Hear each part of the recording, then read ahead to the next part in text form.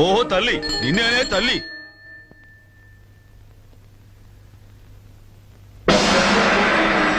ఇంకా తల్లిని కాలేదంటున్నది స్వామి. ఎరకయిందులే. కన్ను మూసినా కన్ను తెరిచినా కలవరం వచ్చినా కలొచ్చినా శివయ్య శివయ్య శివయ్య అంటుంటావుగా. ఆ శివుడు నిన్ను మెచ్చినాడులే. మౌనవ్రతంలో ఉన్నానంటోంది. ఎరకయిందులే. తన కడుపు ఎప్పుడు పండుతుందని అడుగుతోంది స్వామి. ఎరకయిందులే. ఆ మూలికిటివు. సుపుత్ర ప్రాప్తిరస్తు. ఇదిగో తల్లి తాయెత్తు. మౌనవ్రతంలో ఉంటివి కదా అంటే శుభదినం అన్నమాట. ఈ రాత్రే ఈ మూలికను నీ పెనిమిడితో కట్టించుకో. పండంటి కూన పుట్టుకన పుడతాడు. శుభమైతదిలే, పోయిరా. ఏంటి ఏంటి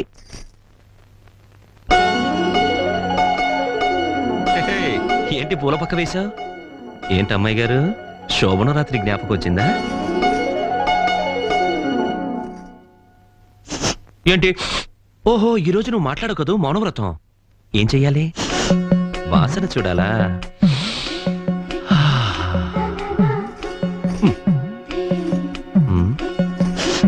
ఇక్కడ చూడాలా?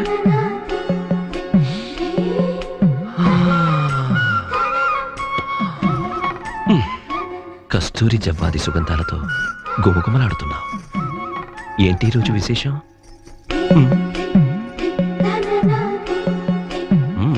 ఏంటిది? నేను నువ్వు తాయెత్తు చెయ్యి. ఓ, నేను నీకిది కట్టాలా? కడితే ఏమవుతుంది?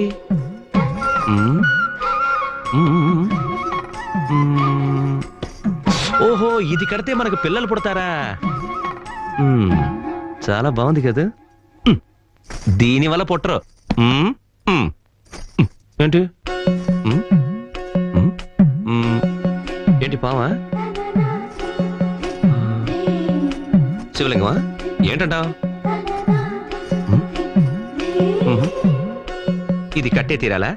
పోవేని. ఏంటి గుద్దానంటే? ఆ ఏడ్చేదేదో ఇటు తిరిగాడు.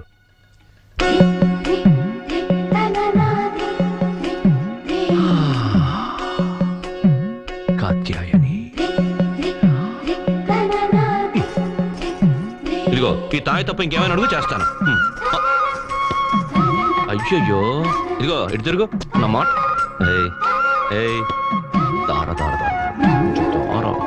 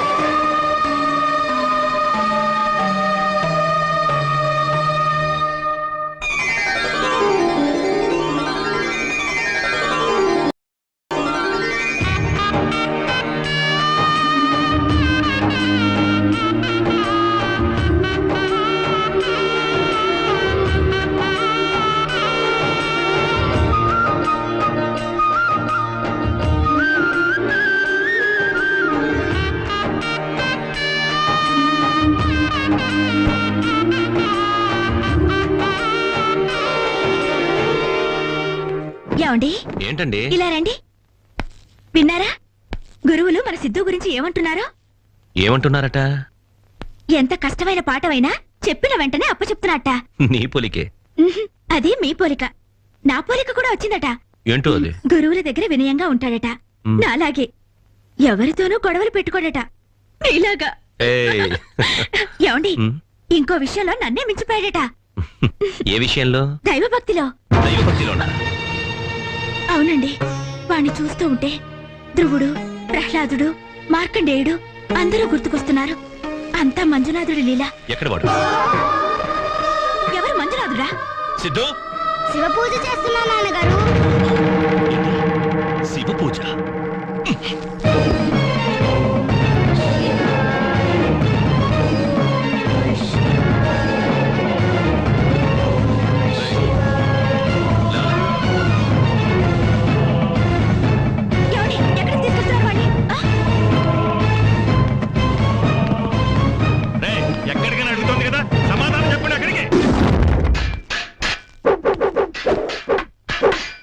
చేస్తున్నానని చూడు.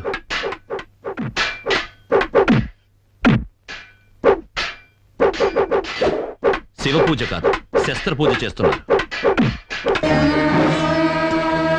తీసుకో. కళ్ళు మూసుకుని పూజలు చేసే బదులు కత్తిసాము నేర్చుకో. ఇది నేర్చుకుని ఏం చెయ్యాలి నాన్న? లేని ఆ దేవుడి పేరు చెప్తూ అమాయక ప్రజల బతుకులతో ఆటలాడుకునే ఆ దుర్మార్గులందరినీ ఖండించి పారేయాలి. దుర్మార్గుల్ని కాదు, దుర్మార్గాన్ని ఖండించి వేయాలి. దాన్ని ఖండించడానికి ఇంతకంటే పదునైన కత్తి కావాలట. ఏ కత్తి కావాలి? భక్తి అనే కత్తి. ఎవరు చెప్పారు? దత్తాత్రేయ స్వాముల వారు. దత్తాత్రేయుడు చెప్పాడని నీకెవరు చెప్పారు? మా నాన్న? కాదు, మా అమ్మ.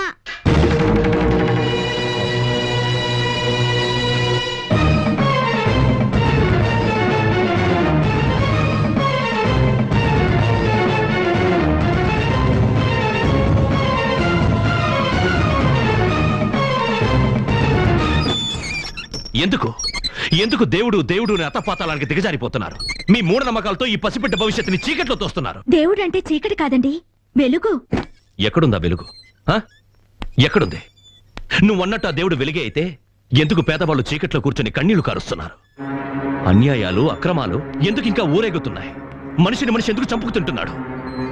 సత్య హరిశ్చంద్రుడి కథ వింటూ కూడా పచ్చబద్దాలు ఎందుకు ఆడుతున్నారు? రామాయణాన్ని పారాయణం చేస్తూనే అమ్మా, నాన్న, అన్న, తమ్ముడు, భార్య, పిల్లలు ఎందుకు వీధి కుక్కలా కాట్లాడుకుంటున్నారు? మీరు నమ్మే ఆ దేవుళ్ళకంత శక్తే ఉంటే ఈ దేశంలో అందరూ రాముళ్ళు, సీతలు, శివుళ్ళు, పార్వతులు ఉండేవాళ్ళు.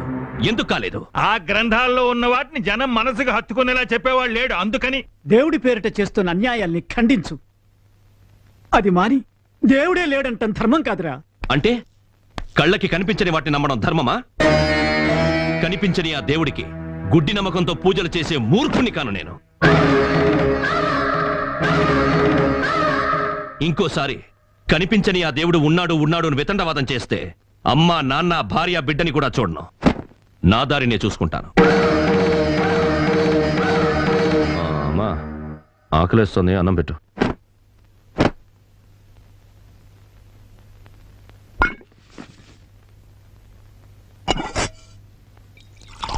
నానమ్మ, నానమ్మ, ఏంటి నాయనా? నాన్నని ఆకలి అంటే ఎలా ఉంటుందో చూపించమను. ఆ తర్వాత అన్నం పెట్టు. కళ్ళకి కనిపించినంత మాత్రాన ఆకలే లేదంటే ఎలా? దేవుడు అంతే. ఆ, అలా అని మన సిద్ధు అన్నాడు.